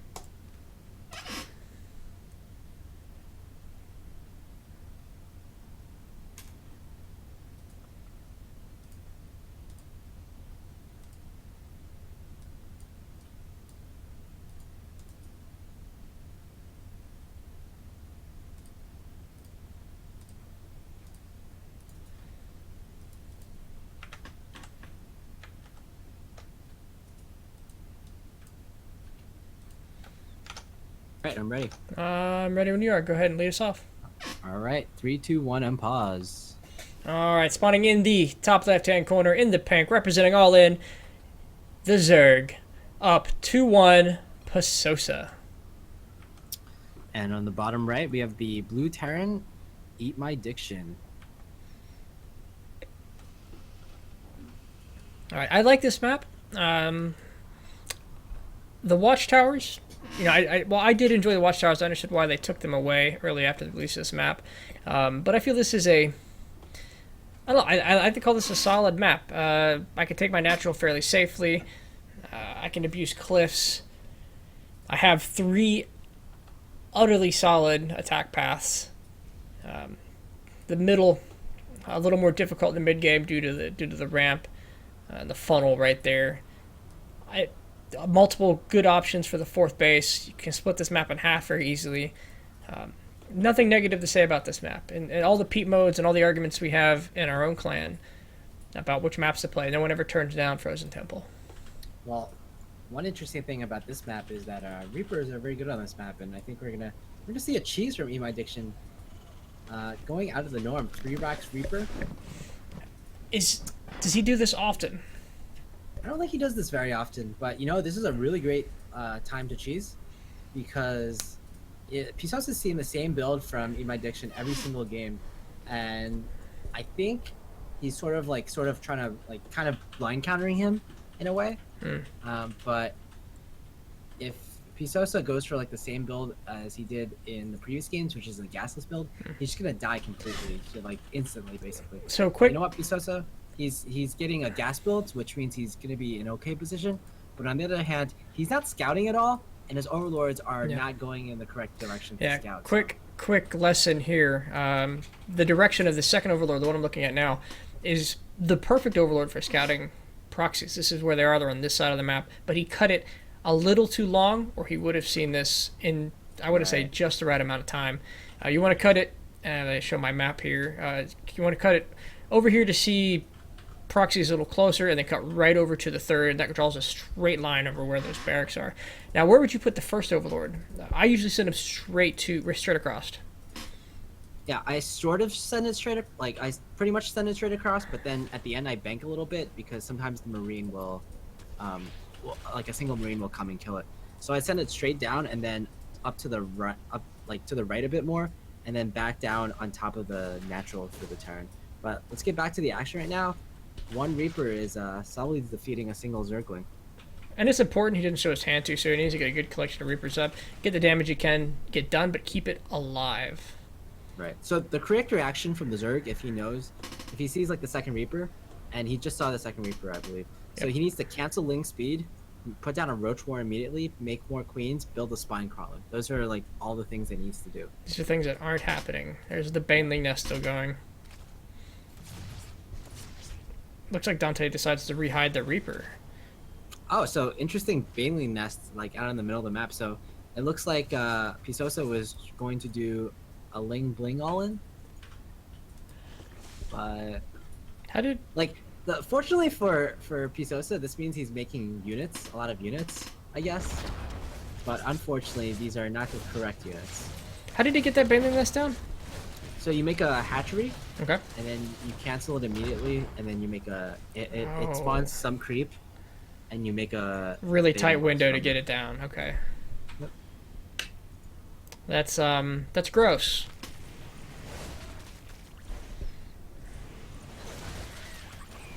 And just the That's a carnage. from great, Reapers. yeah. Oh, great pick off of the Banelings. Yeah, Banelings are not really like against like any decent player. Banelings are not gonna ever do any damage against Reapers. So let's classify the Reapers. But he had Yeah, him. He this might is- as well try to use him. This just isn't working out. Like if you don't have roaches, what you need to do is spread creep onto that ledge and zone out the Reapers with queens at least. But no queens, no roaches. Really surprisingly good control. What I find with a lot of Terrans who don't practice this often is it becomes very difficult to micro Reapers, especially against a good amount of Lings trying to force you back and forth on this ramp. But I do Nice like what I'm pullback seeing. from Dante, pulling back the Weakened Reaper, and that Weakened Reaper has 12 kills right now. So just it's a sergeant, and you know what? I don't even think a single unit has died in Dante. Let me look at I the think- games lost. yeah, I No, think he's one. lost- Okay. One? Actually a couple, I think. So I'm completely wrong, but that's still not enough. All the drones of the natural have died. There are no more combat units on the map for Pisosa. 18 Lings in production, but they're going to come out one at a time, and this is not what you want. Another Queen coming out, but that's not going to survive. You know what? They never come out one at a time. They come out in pairs. Two at a Always- time. Oh, excuse me. They Excuse always me. have a friend. Two at a time. Zerglings are not lonely creatures. I want to be born with a friend. That'd be nice. Born with a friend, a brother. There we go. GG from Pisosa. We're going to go into game 5, 2-2. All right, so we got past that like kind of rushy map, and I would say Dante kind of upset Pisosa on this map because I feel like rushy maps kind of favor Pisosa. And up next, we're gonna go into New Gettysburg, which I think is a map that favors Dante's style, favors the macro style. The Roach Max on this map is not nearly as good as it was on the other maps because you can't really go through the middle of the map, through that little tiny choke, because the roaches will just get funneled to die. So you'll have to go all the way around, and that adds like about 20 seconds to the rush distance. And 20 seconds, that can mean like a full round of production for the Terran. All right, and I like this map. I like to refer to it as sideways arena. Reinforcements are still good through that center as long as you can get yourself a good stronghold. And really, I do enjoy pulling a Terran in multiple directions. You come up from the north and hit them in their third.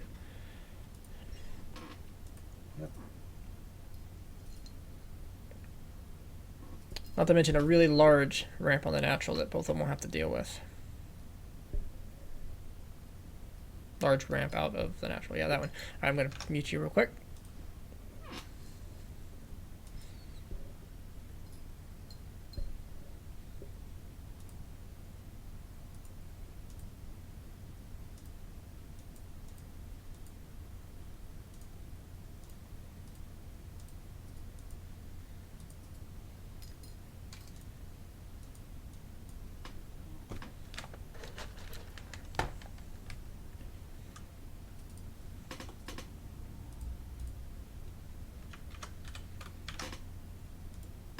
Okay, I'm set up and ready when you are. Good map. I do like it. Very dynamic. The flight paths in the middle, I guess I could do without. Or the fly traps in the middle, but Yeah, it's actually like a limitation of the map making engine, basically. that causes flying units to trip up over it. Yeah, like if you want those like flying like the flying blockers, you need to like. There's no way to go around like the bugginess, I guess. All right, I'm ready. All right, count us off. So, 3, 2, 1, unpause. All right, ladies and gentlemen, spawning in the bottom left-hand corner, in the pink, 2-2, trying to finish out the series in Game 5, Pasosa.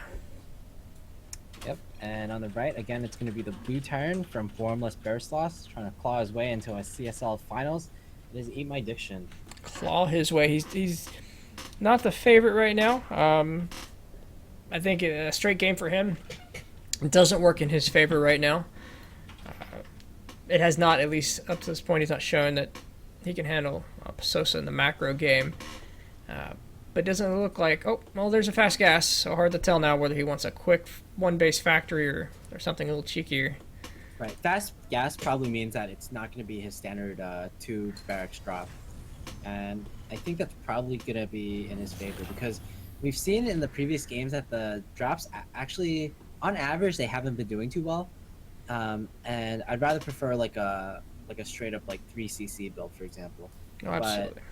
But this fast gas means it's probably going to be a factory tech, so But I we do have guess Widow pool. Mine drop is my best guess, but I'm really not sure at the moment. Fast pull from the Zerg. Gas pool, no hatch. Looks like he's the cheeky one. Wants to take Game 5 on a relative coin toss. SCV going across the map. He's going to see that there's not a natural in his response. No, 2-1 base. What are you going to do? Yeah, so really interesting decision from Eat My Diction to go this what's it called? To go this SCV scout. I don't think it's necessary at all in this map, but it happened to work out. Like theoretically, as the Terran, even if you don't SCV scout, your Reaper can get to his base early enough to react to everything, basically. And basically, there's like 3 things that the Zerg can do that's like, or 3 or 4 things the Zerg can do that's really cheeky with a pull first. The first is like a Ling drop all in, which isn't really possible in this map because of how the main base is laid out. Sure. There's you can run like 2 or 4 Lings around the map to do like to cancel or to stop production on the CC, and that's more of a macro build, but it's still pretty effective. That's not good on this map as it is on Frozen Temple because the path around the map isn't really very good, and the other options are like a Roach pressure or Ling Bling all in, and both of those the Reaper can scout in time. So weird choice by both players, both by Pasosa to do this opening build, this pool first build, and by Eat My Diction to SCV scout. We saw a little bit of a supply block. We're seeing him sit on 3 larvae for an uncomfortable amount of time, but he is going into more links. It looks like he's committing to something.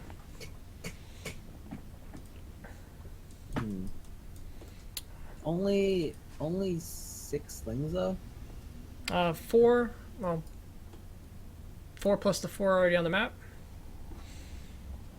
Oh, there's the drones. Okay, so maybe just some safety links. But I still feel like it was very unusual to delay the natural if you're not making something happen. Okay, there's the third. Still on one base for the Terran.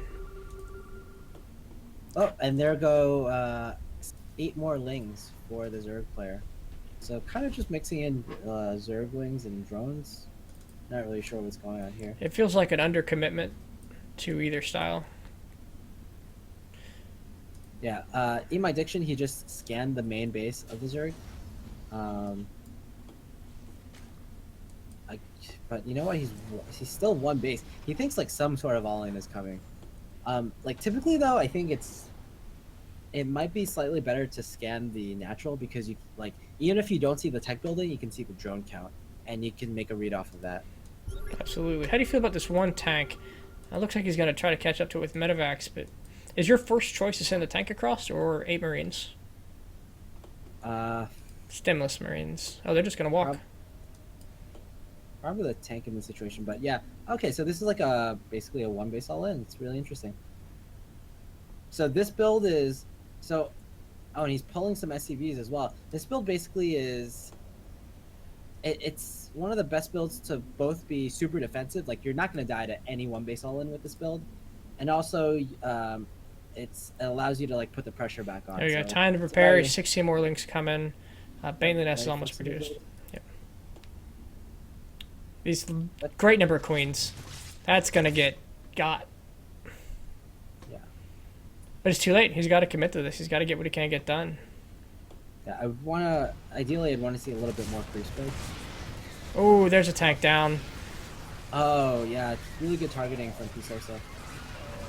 But you know, some of these lanes are getting caught up. Unfortunately, the second medevac also falls down, and Lings are going to Dante's clean hopes that and up. dreams are just falling into the abyss right now because Pisosa is doubling his supply at the moment. 49 to 24, not a supply count we see often. Behind this, he's continuing to produce. He doesn't have a fully saturated base, but I'd say he didn't end his hopes. But it's definitely going to be a tough uphill battle. He's got to secure this natural, take it into a longer game. Yeah, 3 bases to 1. Like, it hugely favors Pisosa at this moment, but Pisosa, he really has to be careful not to overcommit. We're just making some more drones now, staying safe. I like it. Only thing he's got to worry about is some light medevac pressure. But Eat My Diction, he doesn't have the power to end it, and I think Pisosa knows that. Yeah, getting some hive tech as well. Yeah, Pisosa's just trying to cover most of his bases. He has the watchtower. He has really good vision. He's covering his main. There's not going to be any huge drops coming soon. And this is kind of the play I expect out of them when they're trying to go for a good solid. Oh, there it is. Let's get it. Good solid push into ultras. You protect yourself with a good high queen count. Lings and Bane. Yeah. On the other hand, I like what Dante is doing here. He's going 3 CCs. He basically needs something super risky like this in order to get back into the game. Absolutely. I wouldn't fault him for a 4th.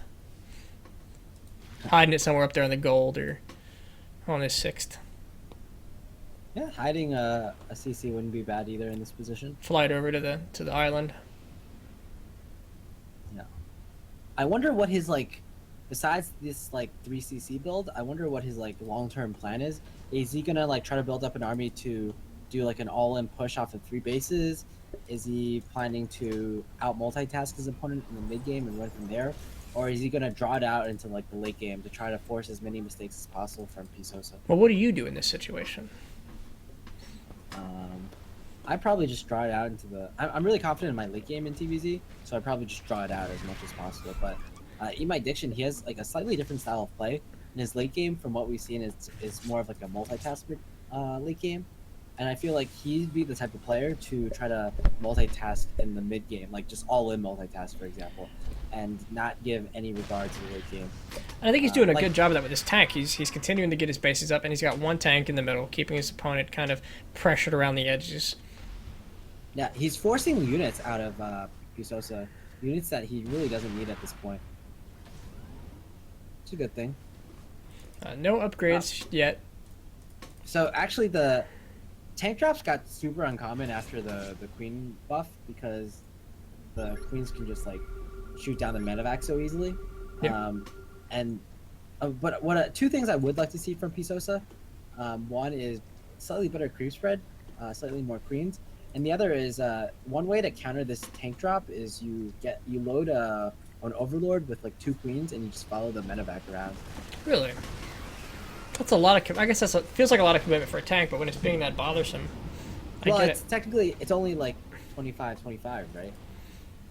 Those are all the resources. I guess when I mean bothersome, I mean my capacity to multitask. Right.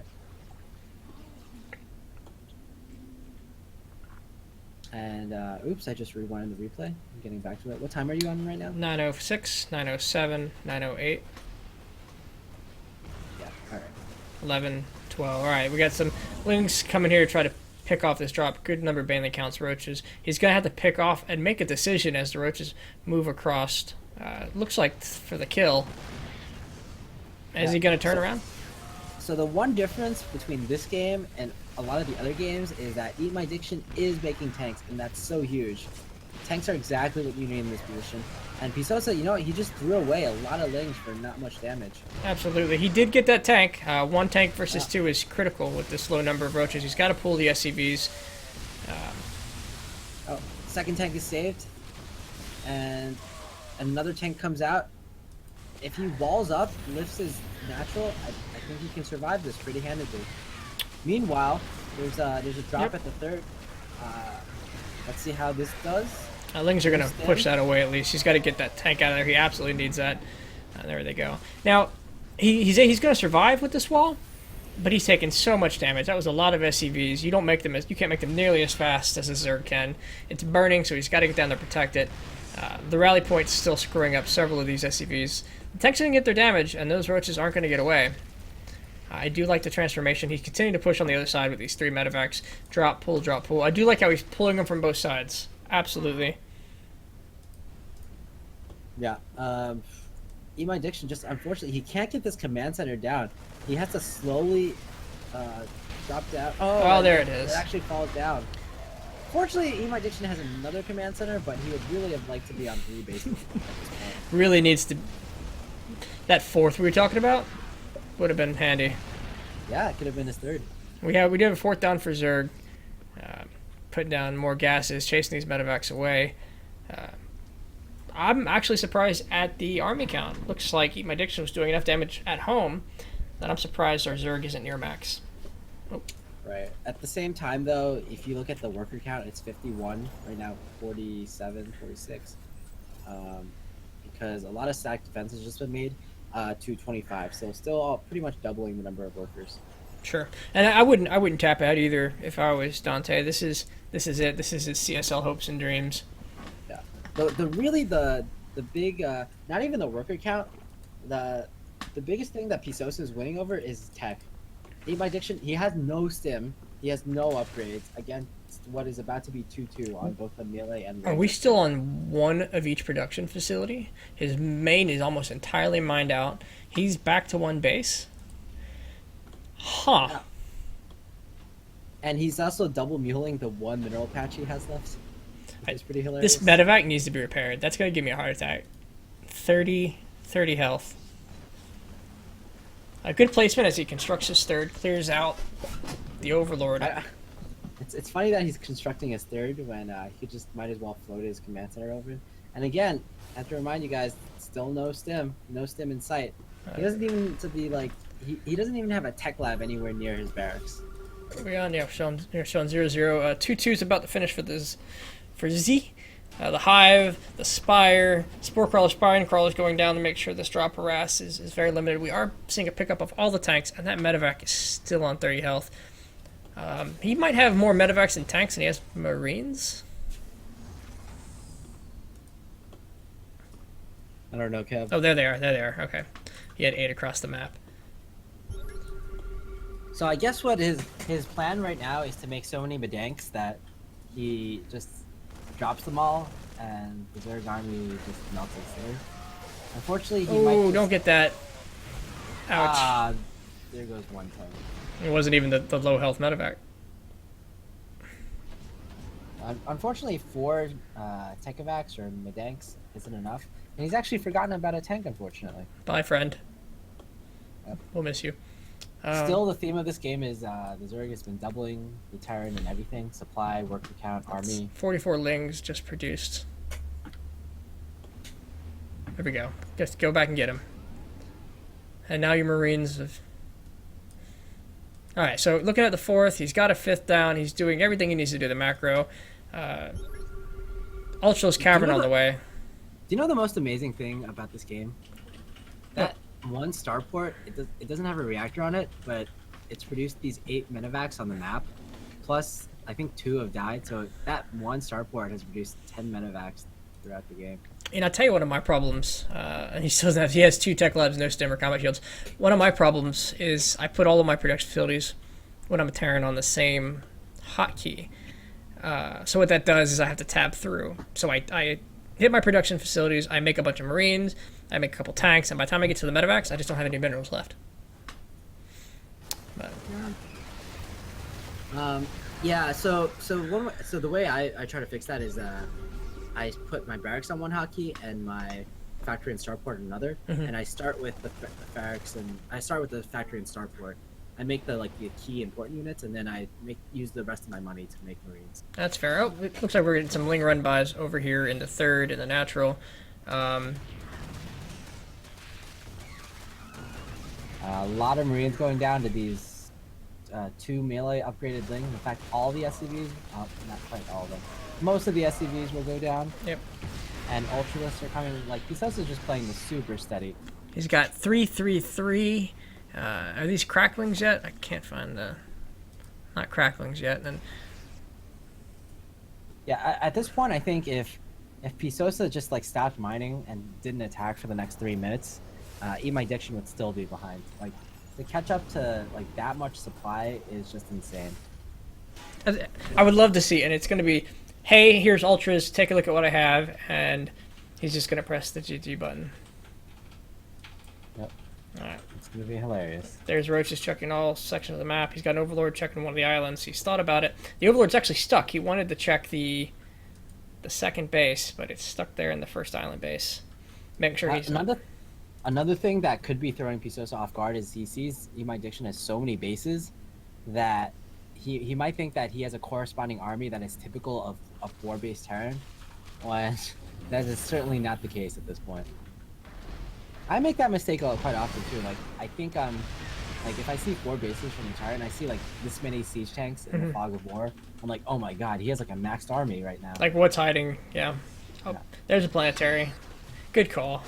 Yeah, he's like, oh, you can afford planetaries as well, whereas he doesn't know that there's still a naked starport basically.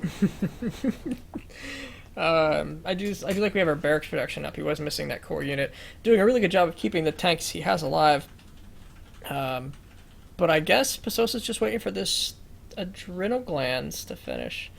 Oh wait, Zero Ground Carapace. Okay, it wasn't 333. I was looking at China's plating.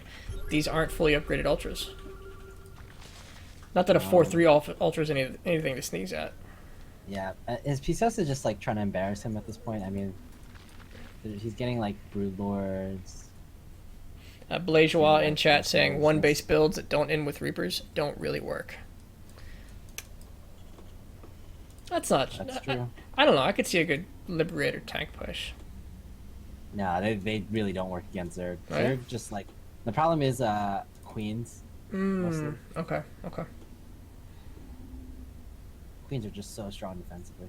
That is 200. And 200. And here, Eat My Diction is gonna move out ? Into He's gonna sack some supply here.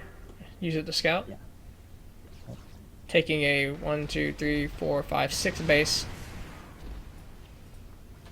There it is. There's the army. That's a good army. That's a scary army. Broodlords, Corruptors, Ultras. Why is Pisosa not attacking now? Come on, you can do it. Just move across the map. Get the corrosive biles off. No. Okay. There you go. He's pushing. He's pushing. He's pausing.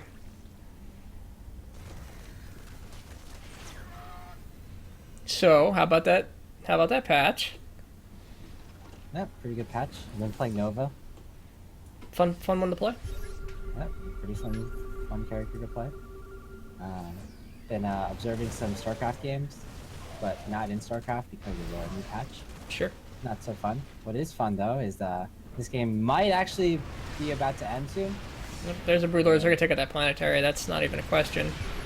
Rushing the Lings and onto the tanks, kind of throwing them away. Like that's as good of an engagement as Eat My Diction could have hoped for.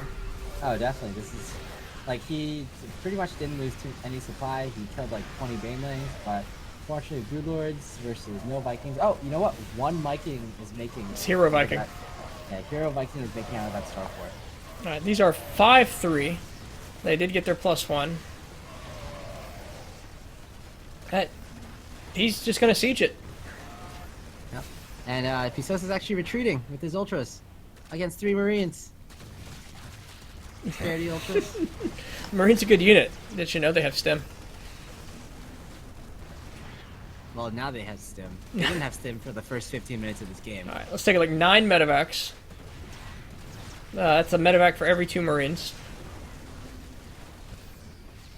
Came out with a few Marines again. Ooh, what a slow. If I didn't get nervous and went 1 base all in. He did go 1 base all in. God, bro, I never. Oh, I think he's saying that. So yeah, this is what I was thinking actually. His build, his like macro build, got so countered in the other games with the Roach Max that he got so nervous in this game that Sure. he was like, "All right, I just have to all in here." Like that's what happens when a player like he beats you so soundly in a macro game that you just become not confident at all in your macro game, and this is exactly what happened here. It was Eat My Diction's downfall, and Pisosa will, because of that, Pisosa will advance to the grand finals of the CSL this season to face